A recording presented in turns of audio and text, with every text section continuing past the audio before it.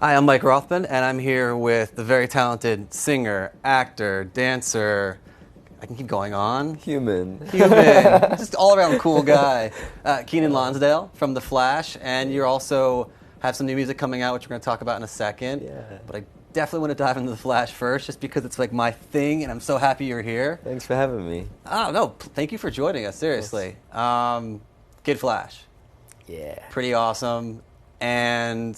We were talking about spoilers a second ago. Yeah. You guys have had 2 months, so I'm not gonna like hold back on Don't season feel 3. bad, no. Barry's gone, so next season is at least for a few episodes is a big step up for Wally.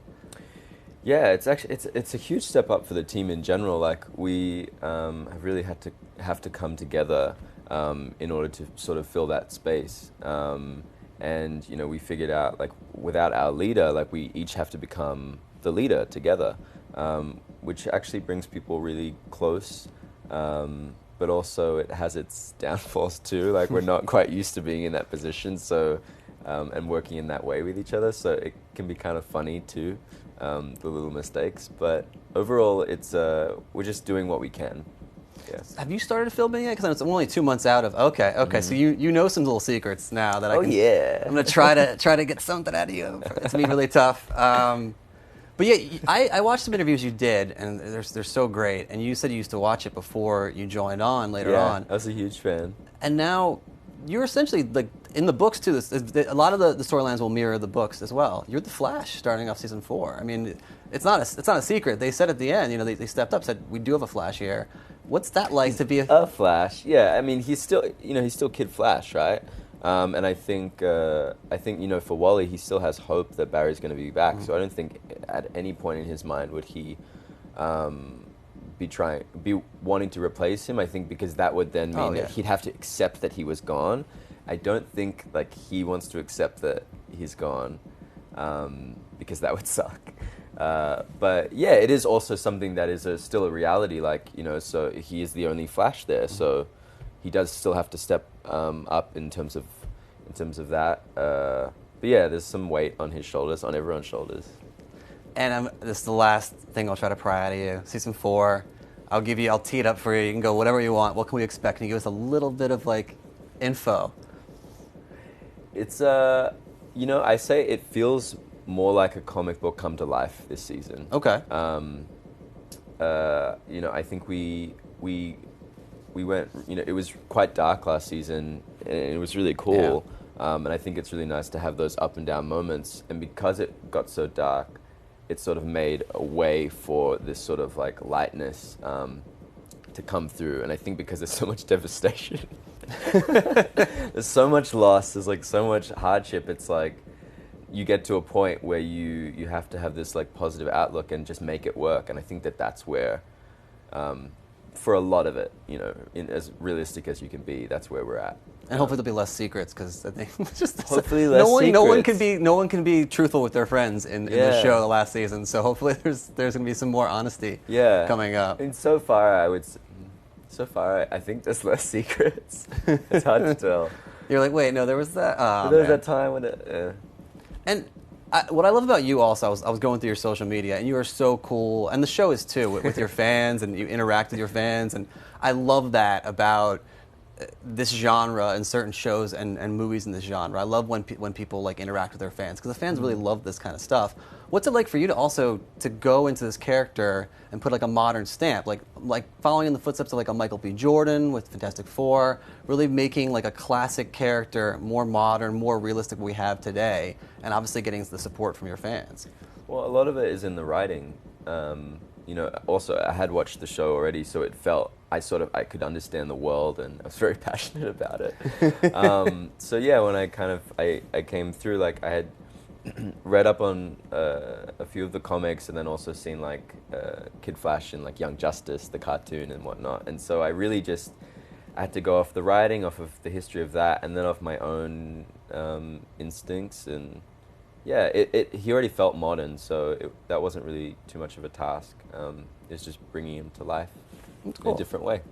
And I also love about the fan theories, because fans get very... They can be very good sometimes. Do you see some and you're saying, wow, they knew it and you just obviously can't comment, Yeah. but you're like, wow, that's so cool. Like, Yeah. When I was home for Christmas, even, like, my nephews are obsessed with the show, and, like, my nephew, he guessed the whole ending. really? Yeah, and I was like, oh, that's an interesting theory. You're like, I'm gonna walk outside. I'm gonna get some air real Yeah, quick. I actually have not spoken to him about it. Like, I didn't want to, like, I'm sure next time I talk to him, he'll be like, I was right. How old is he? He's 14. Okay, I thought I was like, okay, he can talk some smack now that he got that right. Yeah, for sure. But I think, like, when you're so far into it, you think of all the possibilities, and, like, and also some of these kids are just geniuses, and so I think it's really cool that they get evidence and stuff. They circle photos. They get screen. I mean, it's that's the power of the internet. Yeah, and we also, I think, like, the creative team really, they do leave Easter eggs in there, like, things are leading up to something. So, if you're on the lookout, you can often find what you're looking for. Okay, it's like a haiku. I like it. Yeah. All right, so we'll dive into the pressure's off. No spoilers. We'll dive into music now because, like I said, multi-talented, multifaceted. Checked out your music. It's amazing. How did this all start? Because I'm always interested to find out with actors who are also talented in other mediums. Were you a music person first? Were you an actor first? It just kind of like gelled together?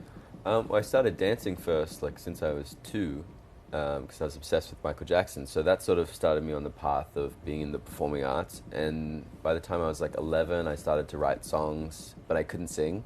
So, like, I was so bad that my mum was like, "You don't sound good." It wasn't until I was like 18 or around that age that I really started to find my voice. And in high school, I started to do drama classes. Okay. But really, I just view myself as, like, a creative person, but I view everyone as creative, whether they know it or not. But yeah, so I just figured, well, I have no limits. It doesn't matter if, like, I do this right now or this is my job. It doesn't mean that I can't go spend my afternoons or my nights doing this, or the next day or the weekend doing something else, or, if I could paint, I'd paint. But yeah, I really just want to create as much as possible all the time, because that's what makes me feel most like me. That's awesome. Yeah. And your most recent single, "Lay It On Me," right? Yeah. Well, can you tell us a little bit about it? Yeah, so actually, I received the music from the artist Casbo, and he's from Sweden. Mm-hmm. It's this really young, talented guy, and they were looking for songwriters and a vocalist, and so I submitted my lyrics, and I didn't think they would go for it, because I was like, the song is so good. I imagined myself being able to sing it, and they loved what I did. And then that was like a good year and a bit ago, and here we are, and now it's finally out, and it's gotten a lot of traction. And last night I performed it actually in the Bronx. You were saying that you were at a music festival. How was that? It was it was called Elements. Different. Yeah, it was really cool. It was I've never, first of all, it was the first time performing that song, and then there were people at the front singing the lyrics back to me. Really? Yeah, that's my first ever experience of that. It's got to be kind of trippy to see. It was really trippy. At first, I thought it just felt like a joke, like, because I saw one guy and he's singing. I was like, that's so funny that he knows the lyrics. And then all of a sudden, like, everyone in the front, like, knew the lyrics, and I was just like, it was very surreal, because I've been like writing and recording for a good 10 years that I've been taking music seriously. And it's really just now that stuff is starting to move, which I'm pretty cool with, because now I'm in a good space, and so it's very beautiful to have that response. I'm surprised that you said a minute ago that you weren't able to sing when you first started, because your voice you have a great voice. Thank you. So you basically just kind of honed that, like you were able to. Yeah, I was recording in my room just on GarageBand, like, every day, trying to write songs. I was so scared to sing in front of people. I had, like, the biggest fear. It was your mom that set you up for it. Well, she was so mean. Yeah. That's how it started. It was honest. I remember even there was a time when, like, someone made me sing on the bus, and I was like 12, and then everyone, like, laughed, like, and I couldn't. No. Basically, when you're younger, you can't really tell what you sound like, or at least I didn't. So I was a little bit tone deaf, to be honest. Yeah, it's not even an exaggeration. And then I knew that I wanted to sing, and so I said, well, I know I don't sound good now, but I will eventually. And I just kept listening to myself back over and over until I could hear, and, like, have a little more control and understanding of what was going on. Yeah. How would you describe your sound? Like influences, like how? I mean, obviously I grew up with Michael Jackson, songwriters I love, like Frank Ocean, really inspired by David Bowie's Bowie-ness, Okay. I guess. I can see a little bit of influences too in the dress. It's nice. Yeah, once I discovered him, which was really It just late, kind of like, works. I was just like, wow, you can just do whatever you want. Mm-hmm. That makes life way more interesting. Well, you said earlier you have no limits. I love that. I caught Yeah. that. That's very Bowie-esque. Well, that's the case for everyone, but it took me a really long time. It actually only took me to this year to really understand that, and that's very helpful, especially with music. But yeah, so the stuff that I'm doing now, and it's even different to Lay It On Me. It is in the pop realm, yeah, but the message is very very simple, and it's just about love and freedom and being limitless, not just for the youth but for everyone. So hopefully, I don't know, I think there's a shift in the world right now where people's values slowly are changing, and we're starting to understand and appreciate each other a little more and ourselves a little more. So that's where I'm trying to go with the music.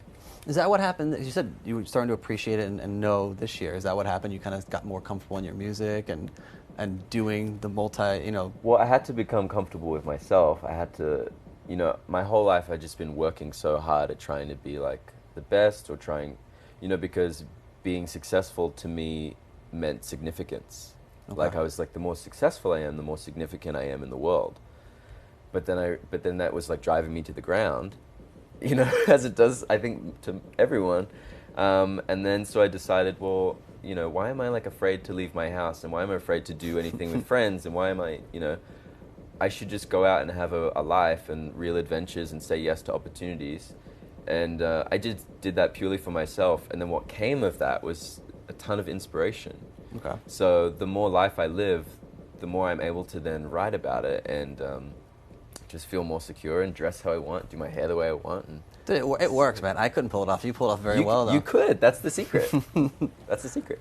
I love the fact that you're 25 too. That's crazy. Your maturity is just way years beyond myself or anybody. Years your senior. I mean, like I said, going through your Twitter feed and Instagram feed, it's amazing. Oh wow, thank you so much. I think it's an interesting mix of being like mature but also like a little kid, right? Yeah, and just accepting that, I think, is what helps me. Yeah.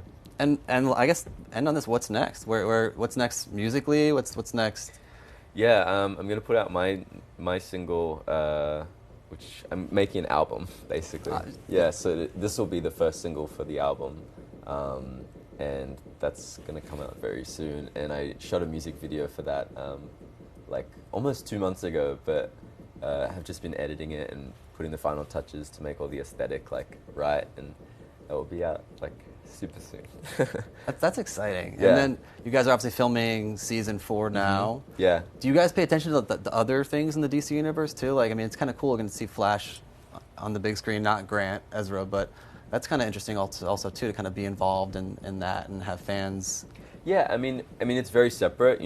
Our worlds are separate, so we don't really know what's going on with that. But I think, like, the Flash comics are this beautiful piece of art and expression and fantasy. And I think, however that's going to be made is going to be made with love, and audiences will get to see different versions of whatever, and that's awesome. There's no reason people don't need just one way. I mean, it can go. I mean, especially if you're a huge fan of it. I love watching the show. I hope the movie, Justice League, turns out great. 100%. I mean, the trailer looks awesome. I'm really excited for. I don't know. As a fan, you just want awesome content. Yeah. So if that's what's going to happen, that's what's going to happen. So yeah. As always, much better explained by yourself than myself, but. But yeah, thank you for joining us. I mean, this was a blast. You were just like bursting with talent and happiness, and it's delightful to have you here. So, Keiynan, for myself, thank you guys for joining us as well. This has been ABC News.